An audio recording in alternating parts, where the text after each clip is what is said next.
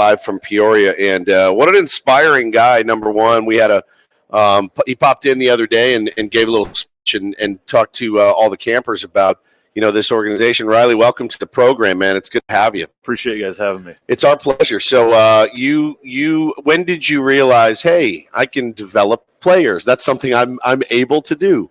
I started my coaching career down in the Dominican Republic. AJ Preller was actually overseeing international with the Texas Rangers, and I went down there not knowing a lick of Spanish and learning from a lot of the staff that I was around. And the cool thing about being down there is you're getting kids rolling in every single day with extreme talent. I mean, they can throw a baseball farther than I ever could at the age of 16, hit a ball over the fence with a wooden bat. But their knowledge of the game, leadoffs, double cuts, I mean, they basically spend their entire career looking to get drafted, and they're doing tryouts. So to actually teach the game and break it down, that was, for me, did I know I could coach? No, but I was figuring it out. That was kind of dipping my toe into the pool. Well, it's pretty cool. And you came in the other day, and, it's something that I think all the fans are interested in. This organization, it's cool because I think fans are interested in top to bottom, and certainly now this is – It's more so than it has been before. It's a top-heavy organization. I mean, you look at the lineup that we're going to be rolling out there on opening day, and it's superstar-filled. But a lot of those guys got here because of the work that you guys and your staff did.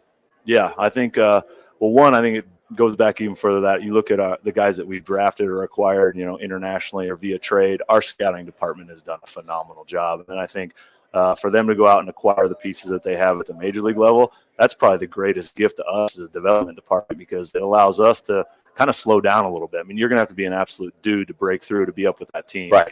Sit amongst, the Manny Machados and the Darvishes and such. But, yeah, there's been a lot of trades, but I think we have a minor league system that, has really dumped into developing these guys. We've been fortunate to get some players that work their butts off, and they put themselves in positions to be appealing to other organizations. And AJ and his group have, I think, done a really good job acquiring pieces for us. What's the biggest challenge for you when a prospect gets here? And to be honest with you, every prospect at some point, they were the best player in their team, their high school, their city, and then they get here and you're just a guy. You're just a guy right now. I mean, how hard is that for you guys to manage? I think the biggest thing is, you said it. I mean, these guys are dudes rolling in. Right. And I think it's breaking down to them. It's like, hey, you are a stud and keep that confidence high, but you have stuff to work on. I think helping them with their self-evaluation, and for us to get very detailed, if both you guys rolled in and you're brand new, both of you guys are going to have strengths, both of you are going to have deficiencies, but can we roll out to the practice field every day and have it be specific to you and not it be for the masses? Hey, Everyone's taking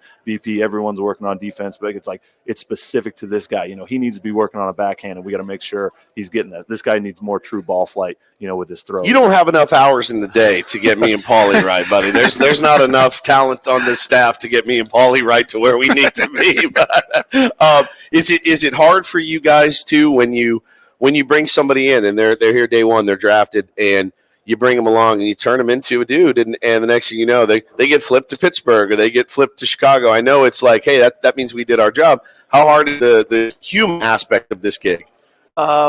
You love working with these kids, no doubt about it, but usually a trade is good for everybody. I mean, especially for us. I mean, you're getting traded for some really good major league players. You get to know these kids at a personal level, and you're able to look them in the eye and say, hey, man, you got traded to a team that's, giving up big leaguers for you. So you're walking into a good situation. So you're excited for them. You're happy for them. You're going to miss them. And obviously we want these pieces to be ours, but typically it's a good thing for those guys.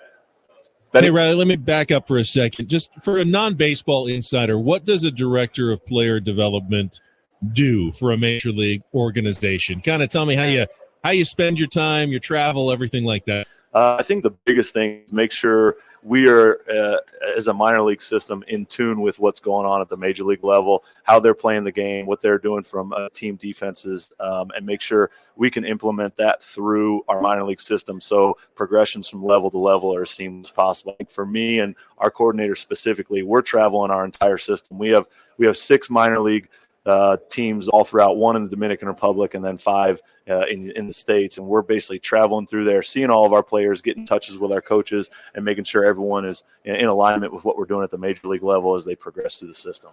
Let's talk about, if we could, some of the guys that you look at and the top prospect lists. And I know a lot gets poured into those.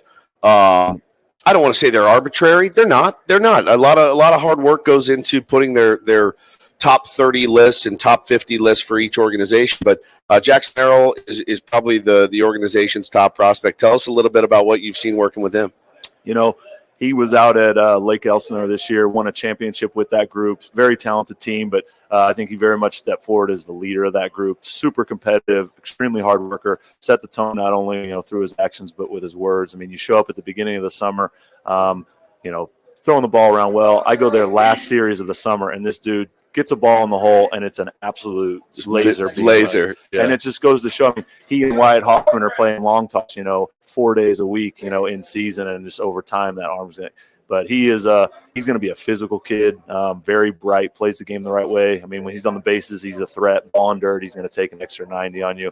But I think the biggest thing we're excited is he's continuing to get more physical, force into the ground, and twitch and muscle. But the kid can really play. I mean, at a young age, went and played the fall league, and if you look up, numbers, he had a hell of a fall league. That's awesome. And there's, obviously Ethan Salas is a name that you're familiar with, and was at Petco yesterday. Gave an interview. We'll play some of it on the air later.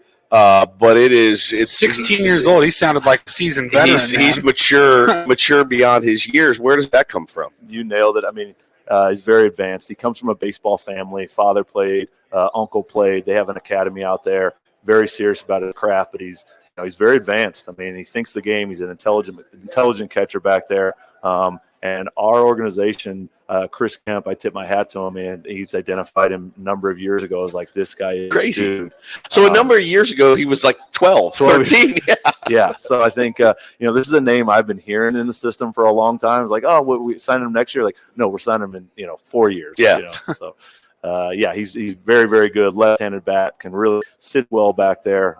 Can really throw the baseball. And if you saw him yesterday, he's baby-faced. Yeah. So there's a lot to grow into. He's a baseball rat too, right? That's the thing. He loves the game. Yep. We talked about yesterday in that room. Yep. This is a guy. Chris will talk about.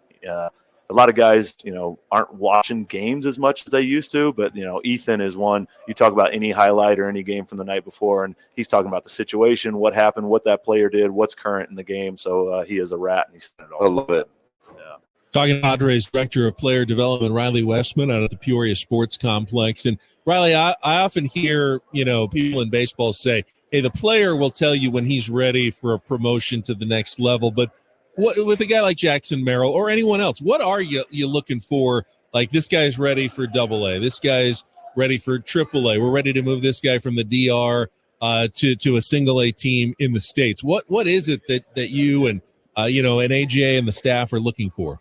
I actually do agree with that statement. I think the player will tell you, but I think there is a lot that goes into it. Are these guys? There's a lot that goes on off the field. I think there's some guys that are extremely talented and gifted at some of the lower levels where they're able to have success. But I think we want to stay on top of, are they doing all the other things? Are they getting into the gym? Are they, managing their time wisely? Do we trust, the decisions they're making off the field? But I think, typically, whatever level that they're at, we want to make sure that, are they not just good at that level? Can they dominate that level? They've grasped it, they've mastered it. We're ready to move them on to the next challenge. So, there's a lot of opinions and thought that goes into that. We got a tremendous scouting department that goes through the whole system. We'll sit down on meetings and Zoom calls and break down, what are you guys seeing? What are you guys thinking? We got a number of coordinators that have went through the system. So it's never, a decision that's made alone by any single person. I think AJ does a great job of, getting input from a number of people and trying to make the right decision, because I think there is a fine balance between, are we moving guys too quickly? Are we not moving them fast enough? Because ultimately we want these guys to progress. We want them to contribute, and we want them to be, factors in our system. So there's a sweet spot to that. It's wild. And I've only been in San Diego for 13 years to see the direction of this team's commitment to winning. And you look around the league and there's an audio clip of the Orioles owner and, the Reds owner last year says, hey, we are what we are. Sorry, you see what's going on with the A's. So we're in an organization like this, and you see it here in Peoria from you, your staff. There is a massive, massive commitment to winning a World Series. And I feel like no one's going to rest until it gets done. Is that a message? We see it with our owner. It's top down. It's crazy. You nailed it. Peter is unbelievable. I mean, I will get phone calls from other farm directors, and they'll kind of ask questions on, how do you navigate this? Or, there's limitations here. And I'll share with them the resources that we've been gifted and the opportunities that we have and kind of the emphasis that we have to go push and win. And they're just blown away. Peter gives us, resources. Go out and if it's equipment that's going to help those guys in the gym, or if it's a machine that's going to be good for those guys at any of our levels, the answer is never no. And we want to run off season. We have 45 kids out here for an off season. We're putting them up in hotels, paying their meals. It's amazing. We're flying in some guest speakers. You got Trevor Hoffman, who's in town today. Yep. And it just Peter provides and honestly allows for all of that to happen. And in turn, though, it makes you not want to take a playoff. It makes AJ and all those guys not want to slack, because if you're getting everything you need, why would you? Before we got on air here, you were talking about AJ Preller and Josh Stein. Yep. I think people see them in the public eye, but what's really cool about those guys is behind the scenes.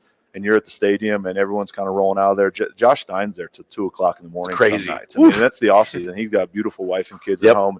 AJ Preller's traveling the world. Honestly, I mean, it's like, hey, AJ, where you heading out to Japan? He's going to look at the next top guy. So for those guys, you want to win for those guys. I mean, you're kind of the sore eye if you're not out there kicking butt right next to them. They don't ask you to do anything that they're not going to go do themselves and then some. I don't know if I want to do what they're doing. It's so good, Ryley. We really appreciate you jumping on with us, man. It's really innovative stuff, and keep up the good work. And I got to ask, a guy like Jackson Merrill, who is cruising up right now and doing well at every level. I mean, he's no dummy. He knows what's going on with the big club. We've got 5 shortstops already. How hard is it to keep him like, hey, man, don't worry about them. Keep doing your work, and the good will happen. He doesn't cease to impress me. Called him after we made the Bogarts trade. Yeah. Like, hey, man, just kind of checking in. How you doing? Touching base family. He's got some nieces that he's in love with. And I didn't bring it up. He goes, hey, I just want you to know, Bogarts thing doesn't faze me a bit. It's amazing. And he brought it up. It wasn't like talking out of one side of his mouth. He's like, doesn't bother me a bit. Can't wait to see you in strength camp. He's coming out here in a week. Yeah. He's submitting video every day that goes into a system that we have online, showing him swinging, running, everything he's doing.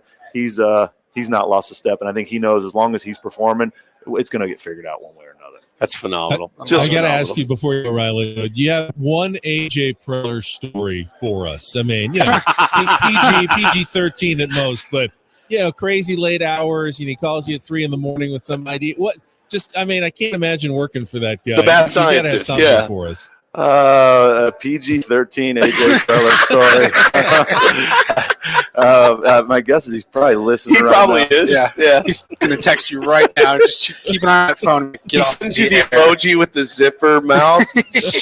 Shut your mouth. I think probably one thing that I think the people of San Diego probably heard. I mean, he is he's an endless, tireless worker, but the guy loves basketball. Yeah, and so much. He's talented. He can really play. He's quick. The floor needs to be clean out there. I mean, if you're playing outdoor and it's kind of a slippery court or something, like it's going to be an even playing field. But I gave him the. I heard he runs it. The thing people don't know is there's some real trash talk going on. It's like prime time out on the basketball court. It's amazing. But the thing is, if you're going to talk like that, you better be able to play, and he can really play. You got to back it up. And that's what I'm like, hey man.